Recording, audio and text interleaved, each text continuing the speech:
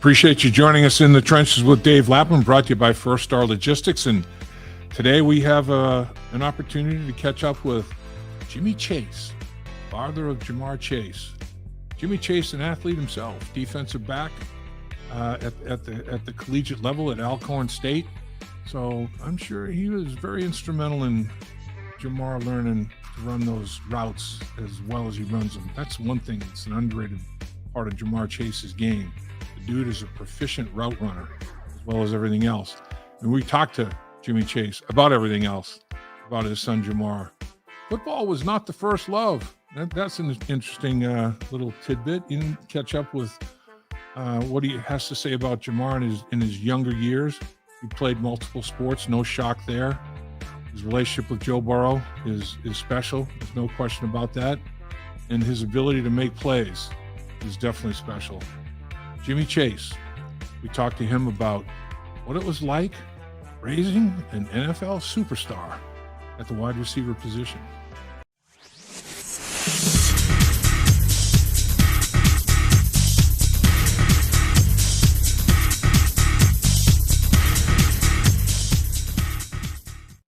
Coming to you once again from our outstanding studios at First Star Logistics. It's in the trenches with Dave Lapham. And we have a very special guest today. It is the father of Jamar Chase, Jimmy Chase. And I'll tell you what, it's like, oh yeah, I'm sure you're very proud to be Jamar Chase's dad, but he's a special player. You're a special guy, Jimmy. We appreciate your time. Well, thanks a lot, Dave. Thanks for having me. You know, the thing about you is, you know, as I was looking through some things about Jimmy Chase, certified addiction counselor, certified social worker, have an advanced degree in social work. I mean, you're about helping people, aren't you? Yeah, Dave, you did your homework, Dave. Yeah. I don't talk about that too much, you know what I'm saying? But I've been doing that for a minute now, you know? Yeah. And, yeah. I admire you. I mean, there's not enough people helping others out there, that's for sure. And now I can understand where Jamar has this guy has a solid foundation to his character. You know, you guys raised an outstanding young man, human being right there, not just football player. Jamar's solid as a rock, man. Yeah. It took a whole lot of work, though, you know. Is but, that right? You know, we're not talking about that. Oh, it took some work. But it's a process, you know, and so, you know, we made it through the process. So, yeah, I mean, everybody's probably wondering, what was it like being the parent of a future NFL superstar? How is it raising an NFL superstar? What's that like, Jimmy? Well, you know, I was saying he had success from an early age, right? So we was always teaching him about how to stay humble, like, you know, don't step on nobody's neck when they're down, you know, just because you're up, and like, stay humble and understand that this can be taken away from you at any time. Don't get too high and don't get too low. You know what I'm saying? Just keep that even keel. Yeah. So, I mean, you were a defensive back at Alcorn State yourself. So you're, you know, you were an athlete that achieved at a high level. Was Jamar, was he on every word? I mean, was he just like, man, you know, my dad knows what he's talking about. He's been there. Was it pretty good that way? No. Wasn't good that way, huh? You know, everybody told him that I played. He never seen me play. He never, you know, heard about me. So, you know, a lot of my stuff got lost in Katrina. You know, my awards and my plaques and stuff like that, right? So I told him to ask his grandmother, which is my mama, and he was like, she probably is going to just talk for you, you know. He was like, well, if you played, pull it up on the internet. And I was like, Jamar, they didn't have internet back in the days. He said that means you didn't play that. So he gives me a hard time. He gives me a hard time. So when did you know that you might have something pretty unique, something pretty special when you saw Jamar out on a football field? At what age was it where it was like, geez, this guy might be unique? It started off when he was around, I want to say 10, 11 years old, right? Huh. He played on a football field, and he was a running back and a DB, right? And when he played DB, I called him Deion Sanders because he didn't tackle nobody. He just ran with him. But when he was on offense and he played running back, you couldn't catch him, okay? He was lightning in a bottle. He just used to run. And it actually started out, we just put Jamar in sports because he had so much energy, right? And me and his mom, we wanted to sleep at night. So, we put him in sports to burn some of that energy off so we could sleep. And lo and behold, he turned into something special. Man, did he ever? I mean, was he always like physically strong for his age group? I mean, this guy is put together now. Was he always like one of the stronger kids in his age group? No. That happened in high school. Huh. But before that, I tried to put him on a weight program, right? He's like, "Dad, I don't need to do that." Okay, so that shows you what I know, I tried to put him on a weight program in 8th grade. He didn't want to listen. So he just did. I just had him doing push-ups. But when he got to high school, he found the weights and he fell in love with them. He is. I mean, he is a dedicated weight room guy. I mean, he absolutely loves to lift. It's incredible how strong he is, man. The weights that he can clean, at his size, and the weights that he can squat. I mean, he's one powerful young man. I mean, when you watch him play, Jimmy, what do you think is his biggest attribute? I mean, what do you think he does best? He's a whole lot smarter than I thought he was, right? Huh. Yeah, I give him credit for that. He's a real smart. He's a real intelligent football player. He knows how to set his DBs up. My biggest thing with him was getting him to run fast, right? And I wanted him to run fast on every play, but once I was looking at him and studying the film, and I seen that, he didn't need to run fast on every play because he had the guys play so far off of him, he had to lower them into him so he can do whatever he do, But when he showed me that, or when I seen that, I was like, oh, he's smarter than I thought he was. So, he got a real good football IQ, and that comes from me, right? Yeah, there you go. It's genetic, man. And I mean, it's good gene pool, Jimmy. No question. There you go. So he is. I mean, his football smarts. Joe Burrow says that. I said, what is it about Jamar that that makes him unique, that sets him apart? Man, his football IQ, his football smarts are as good as I've ever been around. And obviously Joe is in that category as well. Those two seem to be on, almost like ESP. ESP. They're on the same page when it's like how'd they know where the other guy was going to be like that? It's amazing. I mean, they really are like the same person, right?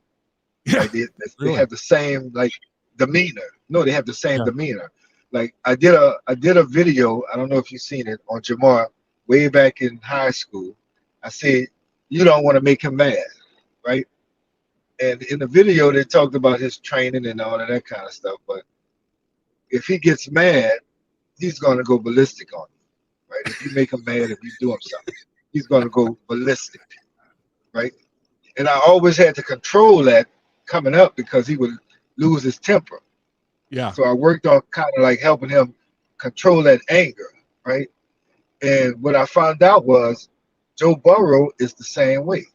If like you do him something, right, he's gonna go nuts on you. Like I found that out at LSU in the Fiesta Bowl when a guy like cold cocked him. He snuck him on a quarterback on an interception. Joe was going to tackle the guy after he intercepted the ball, and a linebacker snuck him and laid him out.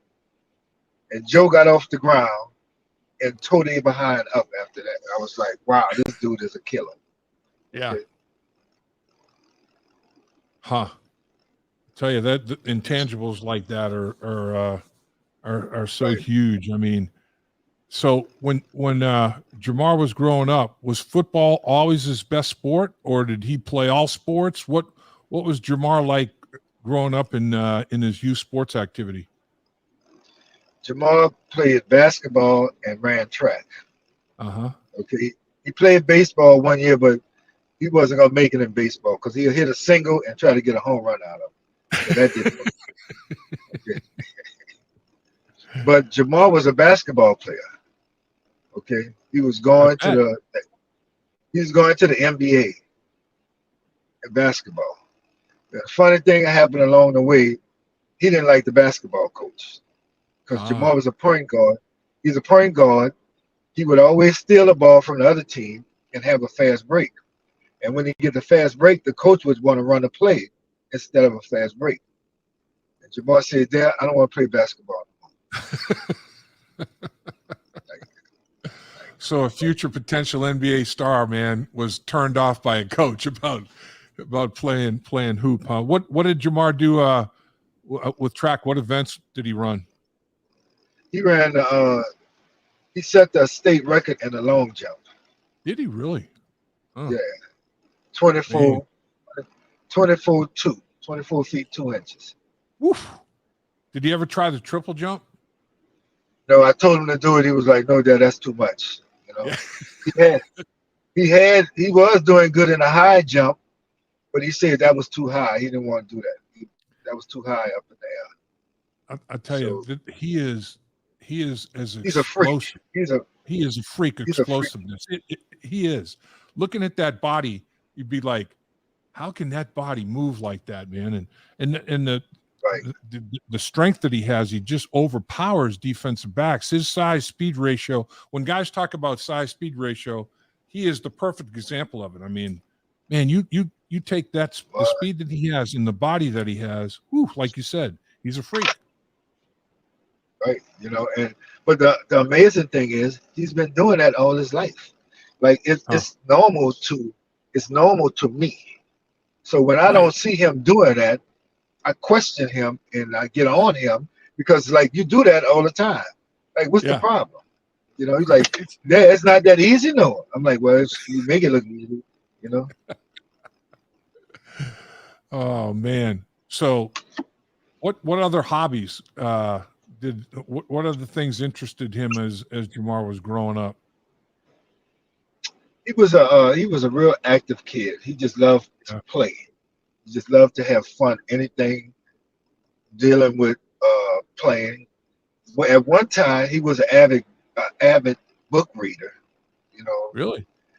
Yeah, but that quickly changed once his friends found out he was reading books. You know, against peer pressure. You know, he had two cousins. We used to travel all the time, you know, and he had two cousins, girls, and they used to read books. So he seen them reading, so he wanted to read too. So he would read with them. But then when his male friends come around, like, Fred, you reading books? He kind of like put it down. So he's the youngest. He's got a couple of brothers, a couple of sisters. Do you think he grew up, you know, like he was toughened up at a young age, having a couple of older brothers like that? Yeah. He was like, he's 10 years younger than his oldest siblings. Yeah. Right? And they kind of pushed him around and bossed him around at an early age. But he grew big and tall than all of them except one, you know. So he had a little rough going at some time coming up. And he always played with older kids. He never played with kids his age. Right. You know? Right. I would go around the corner from the house and pick him up from playing basketball, and he's playing with he was in elementary school. He's playing with kids in high school. I'm like, what you doing with them with them boys? He's like, Dad, that's my friends. I'm like, that's not your friends, Jamal. Them dudes is older than you. Like, that's why I play basketball with. So that's how he learned. He came up like with older guys. He was challenging himself at the youngest age possible. How frustrated was he having to deal with that injury last year? It seemed like it was driving him crazy not being able to play. You know, looking at how he was having to deal with that. Yeah, I guess it kind of like taught him some patience. Yeah. Right.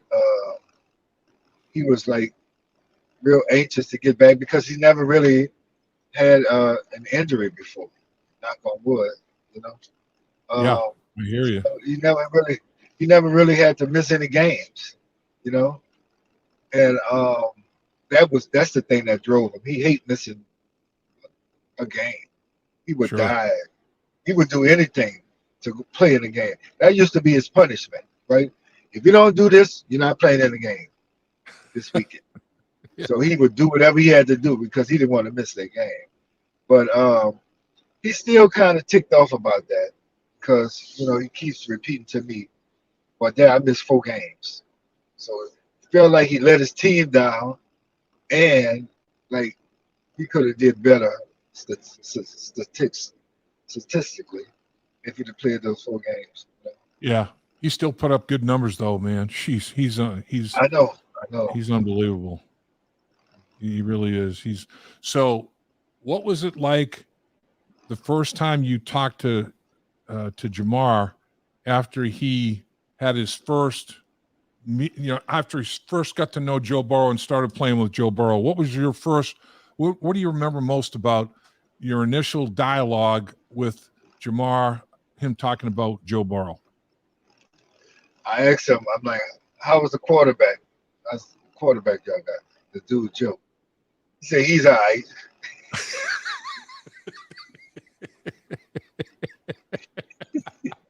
That's great. That's great. That was his word. He's all right. I'm like, okay. I'll tell you, those two have a connection, though. There's no question about it. I mean, you talk about, a lifelong connection, right? I mean, it's going to be there forever. Right. You know, he credit Joe for teaching him how to watch film, right?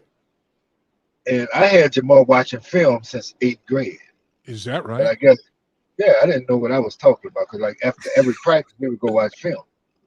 Like, I don't want to do that there. I don't want to do that. So when he gets to LSU, I was like, well, how you know how to do that, Jamal? Where you learned that from? He said, oh, Joe showed me how to watch film. So I'm watching film with him. I'm like, Joe showed you how to watch film? What was I doing? You know what I'm saying? When I was showing you how to watch film. Yeah, you know what it is, Jimmy. I mean, your son's not going to give you credit for it, but man, you broke him in. It was easy for him to adapt to what Joe wanted him to do, watch film, because he'd already had a foundation of watching film with you, man. He knew what he was looking at. Right. So, did Jamar have any like favorite players growing up that he would talk to you about? Did he have any heroes in that regard? Man, you wouldn't believe it, but Jamar did not watch football. Is that right? Wow. He did not watch football. I told you, football wasn't his thing. He said he only was playing football.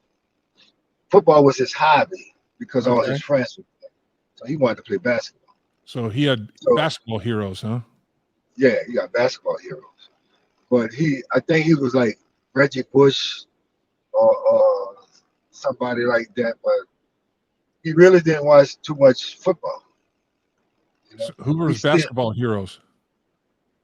I want to say, what was it?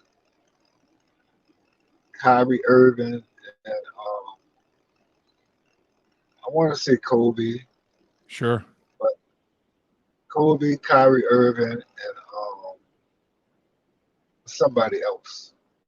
But he has a lot of basketball. Yeah. Right.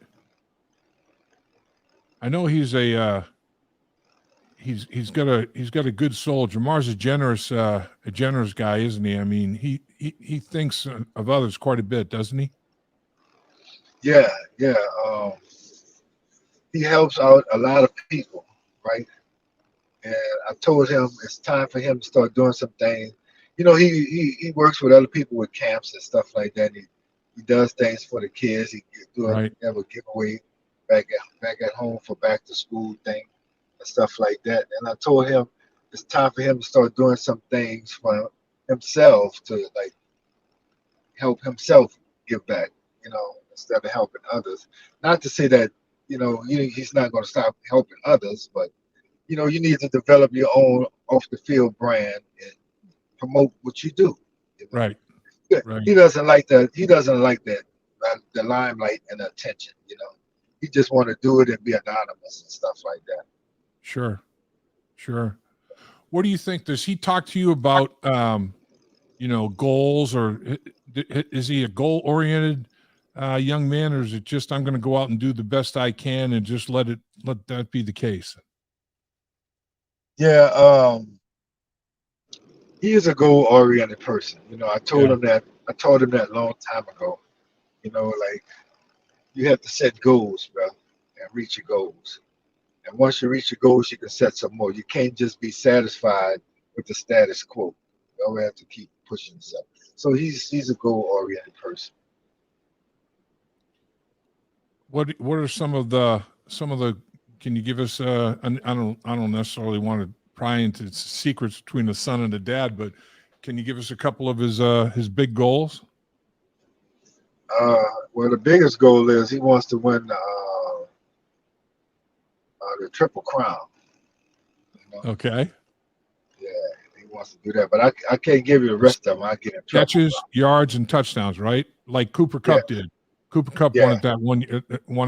Catches, yards, and touchdowns. The Triple Crown, being number one in the league in all three categories. That's very, very possible. I think that can happen. In fact, I'm thinking it might happen this year, man. I think it could.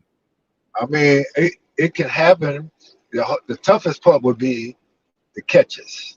Yeah. Because Jamar does more with less. Okay. He gets more yards and more touchdowns with less catches than everybody else. So I don't know if he's going to get all of those catches, but maybe he will. Depends on how the defensive play him. Anything is possible. I think that's, an underrated part of his game. Like you talked about, once he catches the football, the fun starts. That dude with the ball in his hands is a beast now. He is a beast. I mean, one person is not going to bring Jamar Chase to the ground. It's just not happening, man. You might be lucky to get a fingernail on him, and then if you do, he's going to run you over. I mean, that dude is he is a unique talent in that regard, boy. The fun starts after he gets his hands on the pigskin, man. And it's been like that for years. Yes. That's his running back experiences take over, right? Now I'm running back in space, and here I go. Yeah, because he plays like Tony Dorsett. He don't want nobody to touch him. Tony Dorsett and O.J. Simpson, they didn't like to get touched, so he just just runs. Yeah. So does Jamar talk much about Joe's contract and T's and his? He would obviously love that big three to stay intact. I know Bengal fans would love it as well. Is Jamar hopeful in that regard? Obviously. Yeah, he feels pretty positive about it. He just say we just have to sit and wait. But he definitely want that to happen. So I think all three of them definitely want that to happen. So yeah, that group is they're not only great players. There's a bond there. You can see it's real. I mean, those three are tight. There's no question, right, Jimmy? Yeah. Joe come over to the house for around Thanksgiving time. He make sure he get his New Orleans Thanksgiving food. Okay, T's over all the time. So we get a chance to see those guys every now and then. That's awesome. Well, I'm looking forward to this season. I mean, I think that obviously Joe is slowed down a little bit with this calf problem, but knowing him, they're going to have to put the reins on him and pull him back. Make sure that he takes enough time to let that thing heal up. That dude is a competitor now. He wants to. He loves the grind, man. He wants to work, doesn't he? They're the same type of person, you know. I told Jamar had a high ankle sprain one time in high school. He's like, look there. He's like, look there. It's better. I can walk. I said, I know you can walk, but you can't run, son. Okay, just slow down. You know. Right. Yeah. Right. I tell you though, it's really exciting here in Cincinnati to have these guys early in their careers. Hopefully, they can stay together and put on performances year after year. I tell you that 40 Games, counting, you know, regular season playoff games, they've made 2 runs like they've made, back-to-back AFC North champions. I mean, setting records in the process of doing it. Jimmy, I'll tell you, the city is very grateful that Jamar Chase is here in Cincinnati doing what he's doing. We can't thank you enough, man. Well, we're happy to be here in Cincinnati because it's a blessing in disguise for us. Like, it wasn't my first choice, but I'm so glad it happened, you know. And it's been nothing but love in Cincinnati, and we love Cincinnati too. Well, Cincinnati loves you guys. They love the Chase family, and your son is, I'm telling you, he is special with a capital S now. This guy is as good. He is as gifted an athlete, man. He's got a lot of traits that most people would love to just have one of them, and he's got a bunch of them. Well, that means a lot coming from you, Dave. That means a lot. I appreciate you, Jimmy. Thanks for carving time. I know you got a lot going on. Best to you and your family. Hit him long and straight today, my man. Will do, sir. All right. Have the best round you ever had. I will. All right. Thanks. Thank you. Appreciate you. All right. Dave Lapham here, and awesome. Every day I am grateful for my experience to have played professional football. As a player, I realize self-motivation, leadership, and appreciating your teammates are key. At First Star Logistics, you can use those same attributes to create the life you want for you and your family. Build your future by working hard like I did. You'll see results both on and off the field. Call First Star Logistics today and be part of our winning team. Opportunity knocking.